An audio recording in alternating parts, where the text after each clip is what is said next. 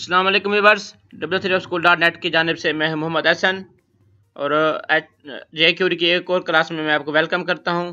इस क्लास में मैं आपको जे क्यूरी वेजेस के एक और टॉपिक है अकॉर्डिंग मैंने उसके बारे में कुछ बताता हूं। जो प्रीवियस क्लास थी उसमें मैंने आपको जे क्यूरी जो वेजेस का एक था डेट पिकर वो मैंने करवा दिया था। तो पहले देखते हैं कि जे क्यूरी वेजेस में आते क्या क्या हैं। मैं ये सबसे पहले जे क्यूरी की जो जे क्यूरी यूआई की जो ऑफिशियल वेबसाइट है हम उसको ओपन करते हैं।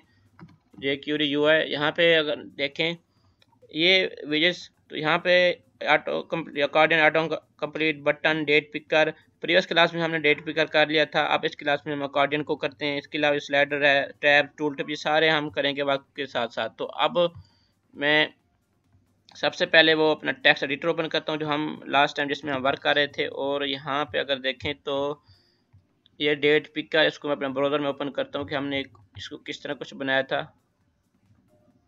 इस पर क्लिक करें तो ये देखें ये था लास्ट टाइम जो बना रहे थे जे क्यूरी वेजेस डेट पिकर। ये सारे जे क्यूरी यूआई की लाइब्रेरी से हम ये सब कुछ बना रहे हैं। उसके वेजेस हैं जे क्यूरी यूआई के। यूआई क्या है? कि जे क्यूरी यूज़र इंटरफेस है जो कि हमें एक फैसिलिटी प्रोवाइड करती है कि हम जितने भी वेजेस हैं हम वो खुद बना सकते हैं। तो अब मैं बनाता हूँ अकॉर्डिंग मेन्यू। वो मैं कैसे बनाऊँगा? सबसे पहले तो ये है कि ये जो मैंने यहाँ पे बनाए थे फंक्शन और स्टाइल, एक अलग फाइल बनाई थी और इसको मैंने स्टाइल की फ़ाइल को मैंने CSS के अंदर रखा था और फंक्शन की फ़ाइल को मैंने JS के अंदर रखा था और इसको मैंने इंक्लूड करवाया था HTML की मेन फाइल में। तो अब जो डेट पिकर है, अब मैं जो अकॉर्डिंग मेन्यू बनाऊँगा तो उसके लिए क्या मैं फिर यही फंक्शन और स्टाइल की फ़ाइल अलग से बनाऊँगा। तो ये इतनी सारी फाइल्स बन जाएंगी, ये तो जो अच्छा नहीं होगा। तो मैं इस तरह काम करता हूँ कि इसको यहाँ से कट करता हूँ। ये जो स्टाइल है इसको यहाँ से रिमूव करके ये जो डेट पिकर है इसके हम with in head tag style tag open close करके यहाँ पे मैं इसको पेस्ट कर लेता हूँ।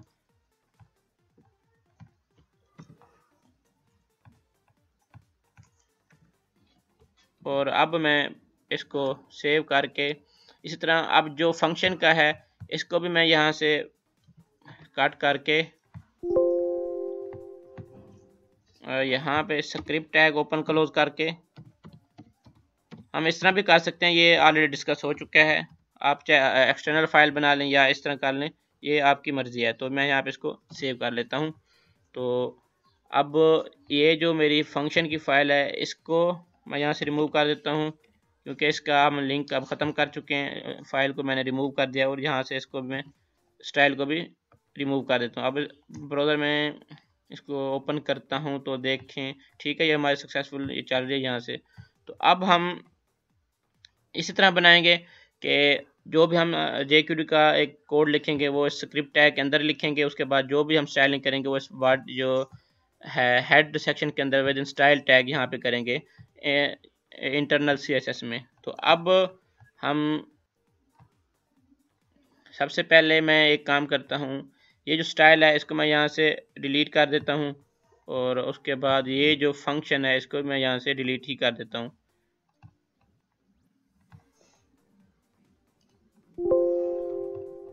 और अब अब एक मैं न्यू फाइल बनाता हूँ। यहाँ से क्लिक करें न्यू फाइल। अब इसका मैं सेव करता हूँ इसी फाइल के अंदर जहाँ पे डेट पिकर है जो फोल्डर है मेरा यूआई का, यहाँ पे इसको मैं नेम रखता हूँ क्योंकि हम अकॉर्डिंग मेन्यू कर रहे हैं तो हम अपने आसानी के लिए इसका नेम रख सकते हैं अकॉर्डियन।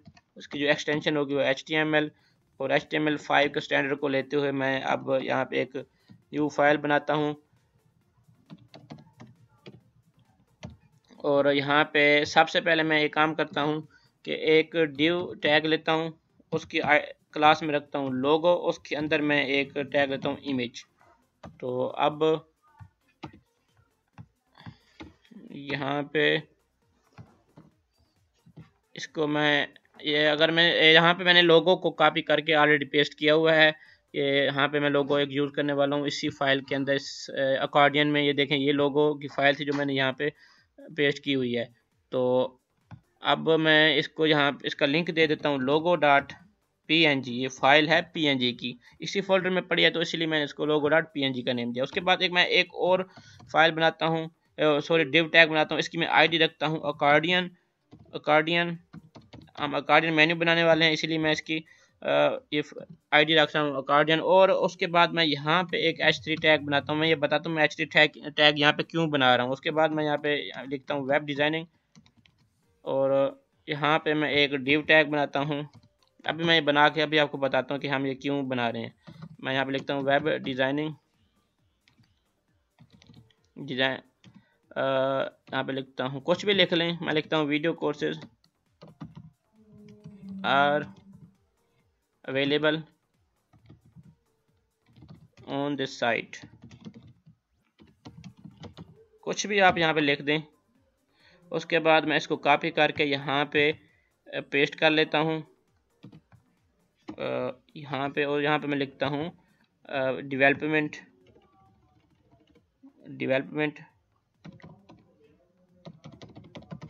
कुछ भी आप यहाँ पे लिख दें। और इसके बाद मैं एक और भी बना लेता हूँ H3, तो इस यहाँ पे मैं लिखता हूँ प्रोजेक्ट्स। H3 के बाद मैं एक और डिव टैग लेके यहाँ पे लिखता हूँ कि HTML CSS जावास्क्रिप्ट कुछ भी लिख दें। मैं आपको समझाने की वजह से यहाँ पे सब कुछ लिख रहा हूँ। उसके बाद मैं लिखता हूँ ASP, और मैं एंड साइन के बाद लिखता हूँ एंड मच मोर।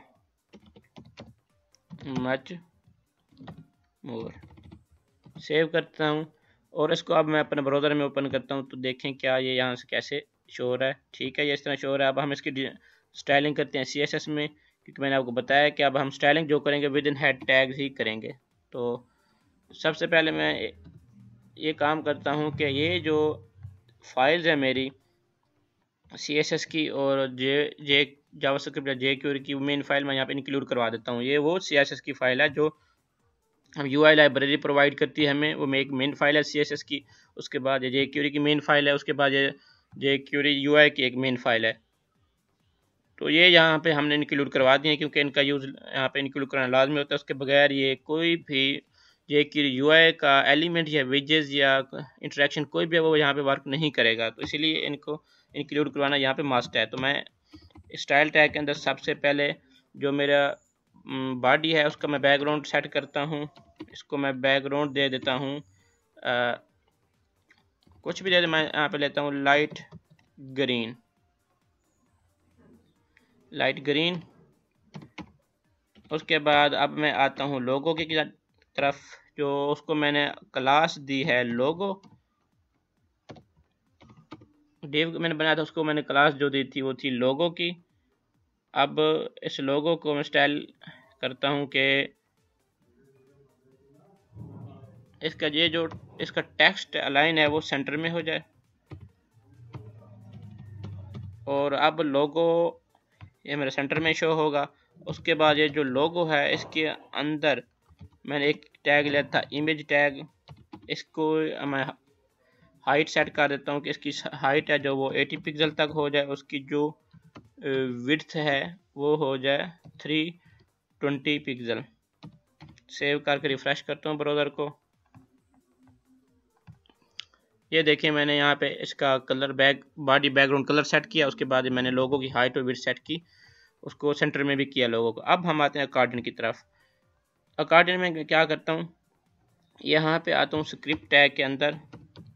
एक स्क्रिप्ट टैग ओपन क्लोज करके मैं यहाँ पे सिर्फ लिखता हूँ jQuery का जो बेसिक सिंटैक्स है, और यहाँ पे मैं लिखता हूँ कि document.ready फंक्शन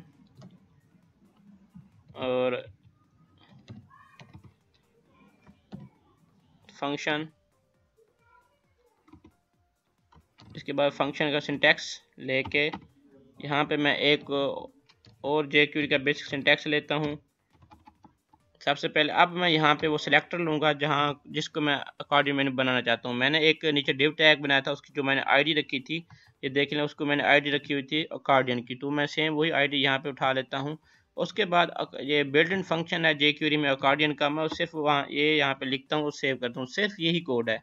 क्या है, मैंने अकॉर्डियन जो मैं डिव टैग बनाया था उसको मैंने अकॉर्डियन की एक आईडी दी थी वो ली। उसके बाद ये अकॉर्डियन का मैंने यहाँ पे एक फंक्शन इंसर्ट करवाया। उसके बाद मैं ब्राउज़र को रिफ़्रेश करता हूँ तो आप देख सकते हैं ये है यहाँ पे अकॉर्डियन मेन्यू यहाँ पे शो हो गए। कितने खूबसूरत हैं ये मेन्यूज़, देखें। क्लिक करता हूँ तो ये ओपन हो रहे हैं, ये एक कोलैप्स हो रहा है तो दूसरा ओपन हो जाता है। तो ये है। और अब बात ये रही कि अकॉर्डिंग मेन्यू बनता कैसे है। ये यहाँ तक तो मैंने ये बना के आपको दिखाया है कैसे वर्क करता है। जो एक स्टैंडर्ड वे है अकॉर्डिंग मेन्यू बनाने का वो ये है कि आप जो हेडिंग शो कराना चाहते हैं, देखें ये जैसे है वेब डिज़ाइनिंग, ये एक मेन हेडिंग है, इसके अंदर लिखा हुआ है web designing video courses are available on site. ये इसका कंटेंट है या इसका जो भी आप समझ लें। तो ये जो आप हेडिंग शो कराना चाहते हैं वो जो HTML के अंदर हेडिंग टैग हैं, 6 टाइप्स की हेडिंग है H1 से H6 तक, आप उनमें से कोई भी टैग ले सकते हैं यहाँ पे। उसके बाद उसको जो आप कंटेंट शो करवाएंगे विद इन डिव टैग आप मेन टैग रखें उसके अंदर, चाहे आप कोई पी टैग भी ले लें तो फिर भी कोई मसला नहीं है। तो ये देखें, चाहे आप इसको इस पैराग्राफ टैग के अंदर भी ले लें, लेकिन ये है कि मेन टैग जो है वो डिव ही रखें। तो ये एक स्टैंडर्ड वे है बनाने का। इसके अलावा आप जैसे भी बना सकते हैं।